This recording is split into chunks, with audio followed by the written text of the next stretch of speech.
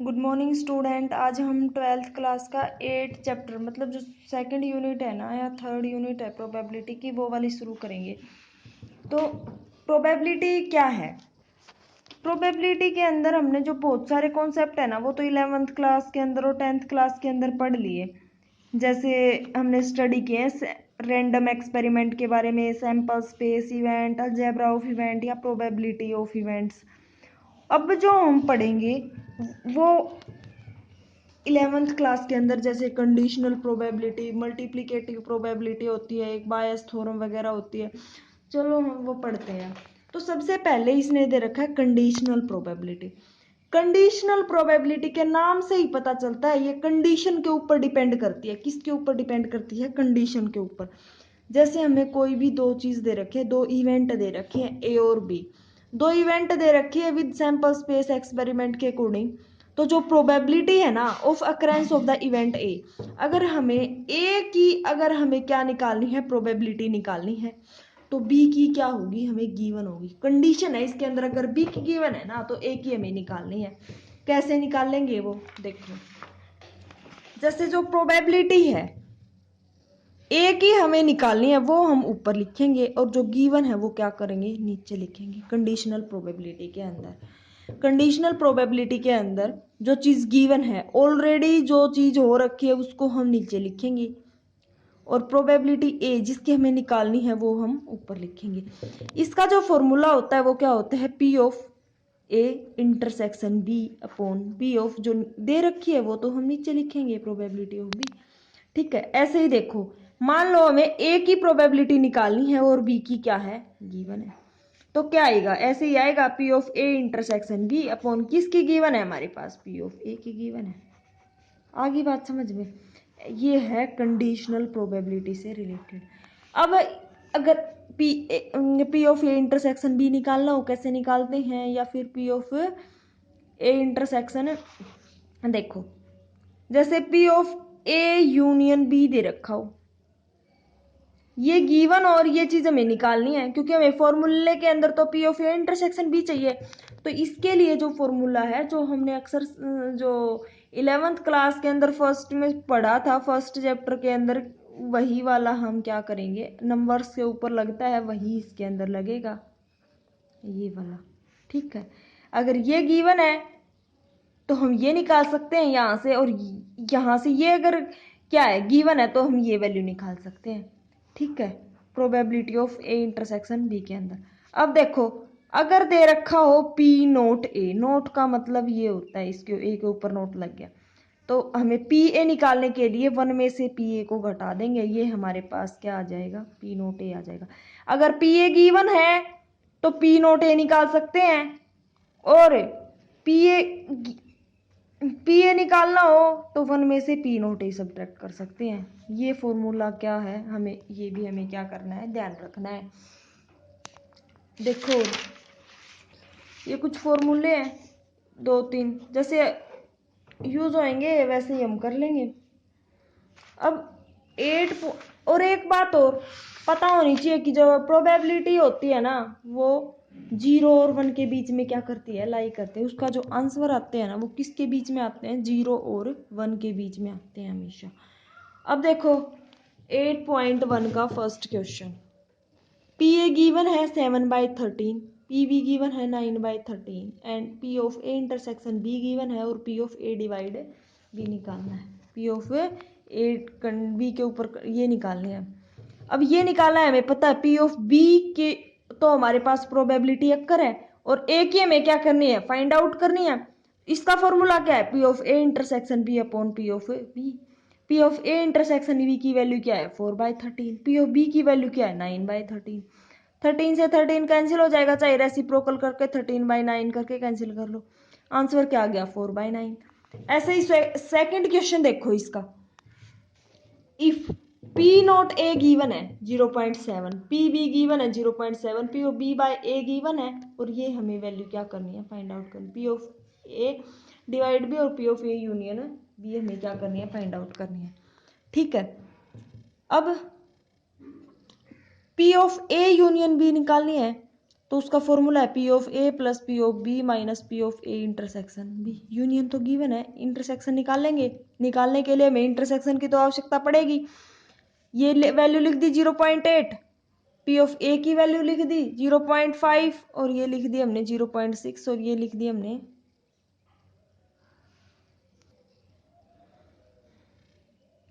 0.6 लिख दी minus P of A intersection B. ये वैल्यू निकालनी है, इनको ऐड किया 0.5 प्लस 0.6 क्या आएगा 0.5 प्लस 0.6 ऐड करके देख लो 1.1 आएगा। 5 और 6 11 होता है, 1 पॉइंट के बाद डेसिमल 1.1 और ये 0.8 है। इसकी वैल्यू निकालेंगे, ये दूसरी साइड चला जाएगा, ये इस साइड आ जाएगा। तो 1.1 में से 0.8 को सब्ट्रैक्ट करेंगे तो क्या आएगा 0.3। अब पी ऑफ ए इंटरसेक्शन भी है वो क्या आ गया 0.3। अब एक वैल्यू हमें ये निकालनी, ये निकालने के लिए क्या करते हैं P of A intersection B divide में जो दे रखी है गिवन, जो ऑलरेडी अक्कर हो चुकी है प्रोबेबिलिटी, वो लिखेंगे P of B. P of A intersection B क्या है 0.3, पी ऑफ बी क्या है 0.6। इसको डिवाइड किया 0.1 अपॉन 0.12 सोल्व किया 1/2 आ गया। जब हम इसको डेसिमल को हटाएंगे P of B divide A करेंगे, P of A intersection B upon P of A नीचे वाली चीज आएगी। P of A intersection B 0.3 है, पी ऑफ बी क्या है 0.5 है। या तो 1, इसका मतलब क्या होता है 1 और इसके बाद 0, इसका मतलब अगर ऊपर करेंगे तो ऐसे आएगा, इससे कैंसिल हो जाएगा तो 3/5 आएगा। डेसिमल हटा लो 3/5 या डायरेक्ट हटा लो। अब देखो सेकंड क्वेश्चन क्या कहता है, इफ पी नॉट ए की वैल्यू 0.7 है, पी ऑफ बी की वैल्यू 0.5 है, P of B by A की वैल्यू 0.5 है और P of A divide B और P of A union B हमें क्या करना है फाइंड करना है। अब देखो पी नॉट ए गिवन है, क्या गिवन है पी नॉट ए।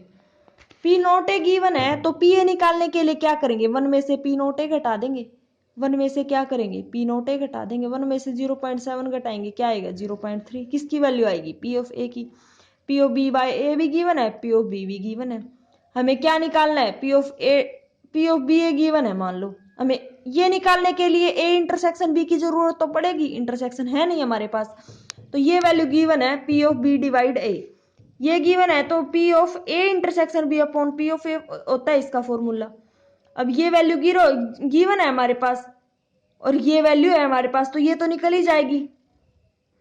तो इसको क्या कर दिया क्रॉस मल्टीप्लीकेशन कर दिया, ये वैल्यू निकालने के लिए इसको क्या कर दिया क्रॉस मल्टीप्लीकेशन। इसकी वैल्यू गिवन है 0.5, इसकी वैल्यू गिवन है 0.3, मल्टीप्लाई किया 5 3 जा 15 आएगा और 1 और 2 पॉइंट के बाद ही क्या आ जाएगा डेसिमल आ जाएगा। तो इसकी वैल्यू क्या आ गई 0.15। अब हमें क्या निकालना है P of A union B निकालना है और ये निकालना है, पहले ए यूनियन बी निकाल लो।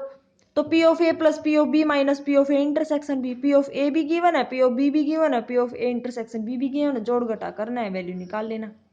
ठीक है, P of A divide B निकालना है तो P of A intersection B upon P of B, इसकी वैल्यू भी गिवन है हमारे पास 0.15 और इसकी वैल्यू गिवन है 0.7। सोल्व करेंगे तो क्या वैल्यू आ जाएगी 0.2143, ये वैल्यू आ जाएगी। ठीक है, अब क्वेश्चन नंबर 3 देखो क्या कहता है, ए डाई इज रोल्ड, एक डाई को अगर हम रोल्ड करते हैं तो if the outcome is an even number, तो जो आउटकम्स आते हैं उसके अंदर कैसे नंबर आते हैं इवन नंबर आते हैं। What is the probability of prime number, तो हमें प्राइम नंबर की प्रोबेबिलिटी निकालनी है। हमने मान लिया एक डाई को हम रोल कर रहे हैं तो टोटल आउटकम कितने आते हैं 6, कितने आउटकम आते हैं 1 2 3 4 5 6, कितने नंबर होते हैं 6, तो टोटल आउटकम कितने आएंगे 6। मैंने मान लिया कि जो इवन नंबर की प्रोबेबिलिटी को ए मान लिया, प्राइम नंबर की को क्या मान लिया बी मान लिया। इवन नंबर को आने के चांस देखो, इवन नंबर कौन कौन से है 2 है 4 है 6 है, 2 4 6, बी क्या है प्राइम नंबर के आने की 2 है प्राइम 3 है प्राइम और 5 प्राइम है। आगे बात समझ में। फिर हमें एक बात किस चीज की जरूरत होती है P of A intersection B की, इंटरसेक्शन इन दोनों में कॉमन देखो कौन सा एलिमेंट है 2। अगर मैं प्रोबेबिलिटी निकालूं P of A intersection B की तो 1 एलिमेंट है, 1 अपॉन टोटल आउटकम कितने हैं 6, तो 1/6। पी ऑफ ए की निकालेंगे तो कितने हैं 3 3/6। पी ऑफ बी निकालेंगे तो 3/6। सोल्व कर लिया, 3 1 जा 3, 3 2 जा 6, तो 1/2 पी आ गया और पी ओ बी कितना आ गया 1/2। ठीक है, अब देखो हमें पी ऑफ बी बाय ए निकालना है। कैसे पता चला बी बाय ए निकालना है? स्टेटमेंट के according what is the probability that is a prime number। जो प्राइम नंबर की प्रोबेबिलिटी वो हमें निकालनी है, और इवन नंबर की क्या है हमारे पास, गिवन है। गिवन है उसको हम क्या लिखते हैं, नीचे लिखते हैं। किसको गिवन है उसको हम क्या लिखते हैं, नीचे। इवन नंबर के हमारे पास गिवन है, उसको हमने क्या मानना, ए मानना। गिवन है उसको नीचे लिखते हैं, जो निकालने होते हैं उसको ऊपर। प्राइम नंबर की निकालने है वो हमने ऊपर लिख दिया। तो probability of B by A निकालनी है हमें। ठीक है, probability of A intersection B upon P of A, ये वैल्यू गिवन है हमारे पास, क्या है 1/6 अपॉन पी ए क्या है 1/2। सोल्व किया इसको, 2 3 जा 6, इसकी वैल्यू क्या आ गई 1/3। तो ऐसे ही तो निकालना था थर्ड क्वेश्चन। अब देखो next question number 4। Question number 4 क्या कहता है, ए कॉइन इज टोस्ड। अगर मैं कॉइन को क्या करती हूँ, टॉस करती हूँ, कितने time 3 time. A coin is tossed 3 time, एक कॉइन को टॉस किया 3 time. Find P of E by F if the event E and F are follow. E और एफ इवेंट दे रखी है, उसके अकॉर्डिंग जब हम कॉइन को टॉस करते हैं तो ये वैल्यू निकालनी है। अब पहले तो हम कॉइन को टॉस करते हैं तो उसके सैंपल स्पेसिस क्या आते हैं, ये चीज देखो ये चीज हमें निकालनी है। कॉइन को कितनी बार टॉस किया, 3 टाइम टॉस किया, तो टोटल आउटकम कितनी होंगी। देखो एक कॉइन है, उसको एक बार टॉस करते हैं तो प्रोबेबिलिटी आने की क्या होती है, 2 होती है, एक हेड और एक टेल। तो मतलब 2 प्रोबेबिलिटी होती है। एक बार अगर कॉइन को टॉस किया तो आने की प्रोबेबिलिटी कितनी होती है, 2 होती है। अगर कॉइन को हमने 2 बार टॉस किया, क्या किया 2 बार टॉस किया, तो उसके आने की प्रोबेबिलिटी 2 की पावर 2 होती है। कितनी होती है 2 की पावर 2, 4 प्रोबेबिलिटी होती है। कितनी होती है 4। जैसे एक बार दोनों बार हेड आ गया, एक बार दोनों बार टेल आ गया, एक बार हेड एक बार टेल, और एक बार टेल एक बार हेड, ये 4 पॉसिबिलिटी होती है आने की। आ गई बात समझ में। अब अगर हमने कॉइन को 3 बार टॉस किया तो 2 की पावर 3 पॉसिबिलिटी होती है आने की, मतलब 8 आउटकम आने की प्रोबेबिलिटी होती है। कौन कौन से सैंपल स्पेस आ सकते हैं 8 में से, देखो तीनों बार हेड आ सकता है, 2 बार हेड एक बार टेल, एक बार head tail head head tail head head, मतलब ऐसे हम इसकी क्या करेंगे, ऑल पॉसिबिलिटी निकालेंगे। कितनी निकलेंगी 8 निकलेंगी। आ गई बात समझ में। अब देखो ये क्या बोल रहा है, फर्स्ट पार्ट के अंदर E head on third toss. Third toss के अंदर हेड आ रहा है ना, उसको मैं ई बोल रहा हूं, और हेड ऑन फर्स्ट 2 टॉस, और पहली जो 2 टॉस हैं उसके अंदर हेड आ, उसने हम एफ बोल रहे हैं। तो हेड ऑन थर्ड टॉस, देखो थर्ड टॉस ये है, इसमें हेड है, लिख लेंगे। इसमें तो टेल है, ये नहीं लिखेंगे। इसके अंदर हेड है, लिखेंगे। इसके अंदर हेड है, लिख लेंगे। इसके अंदर हेड है, लिख लेंगे। बाकी तो सब में टेल है। तो थर्ड टॉस के अंदर जो हेड है वो कितने उसमें आ रही है 4 टाइम। ठीक है, फिर क्या है कि फर्स्ट 2 टॉस के अंदर हेड आ रहा हो, जिसमें देखो पहले 2 टॉस के अंदर क्या आ रहा है, हेड आ रहा है, लिख लिया। पहले 2 टॉस के अंदर क्या आ रहा है, हेड, दिख लिया। फर्स्ट 2 के अंदर हेड आना चाहिए, और तो कहीं पे नहीं है। तो ये 2 पॉसिबिलिटी होगी, ई की ये होगी, एफ की ये होगी। अब common P of E intersection F निकालेंगे तो ये दोनों के अंदर कॉमन है, फर्स्ट वाली ये लिख ली मैंने। अब देखो पी ऑफ ई निकालेंगे, कितनी है 1 2 3 4, 4 तो है ई की, और टोटल सैंपल स्पेस की कितनी है 8, तो 4 2 जा 8, 1/2 आ गई फर्स्ट की। अब पी ऑफ एफ की निकालो, इसकी कितनी है 2, और इस टोटल कितनी है 8, तो 2/8 क्या आ गया 1/4। अब देखो P of E intersection F की निकालनी है हमें, ई इंटरसेक्शन एफ की निकालनी है, तो इसकी कितनी है 1, टोटल सैंपल स्पेस की कितनी है 8, तो 1/8 आ गया। तो ये हर वैल्यू आ गई हमारे पास। अब तो हम निकाल सकते हैं P of E by F, P of E intersection F upon P of F. इसकी वैल्यू क्या है 1/8, इसकी वैल्यू क्या है 1/4। सोल्व किया हमने, रेसिप्रोकल कर लिया, 4 2 जा 8, 1/2 आ गई इसकी वैल्यू। अब इसका सेकंड पार्ट देखो, ई एटलीस्ट 2 ऐड, कम से कम 2 ऐड आने चाहिए, और एटमोस्ट 2 ऐड, और अधिक से अधिक 2 ऐड आने चाहिए। देखो एक बात तो ये है कि हमें एटलीस्ट और एटमोस्ट का मतलब पता होना चाहिए। एटलीस्ट और एटमोस्ट, एटलीस्ट और एटमोस्ट का मतलब क्या होना चाहिए, पता होना चाहिए। देखो एटलीस्ट का मतलब तो ये है, ये बोल रहा है एटलीस्ट 2 हेड, मतलब कम से कम 2 हेड आने चाहिए।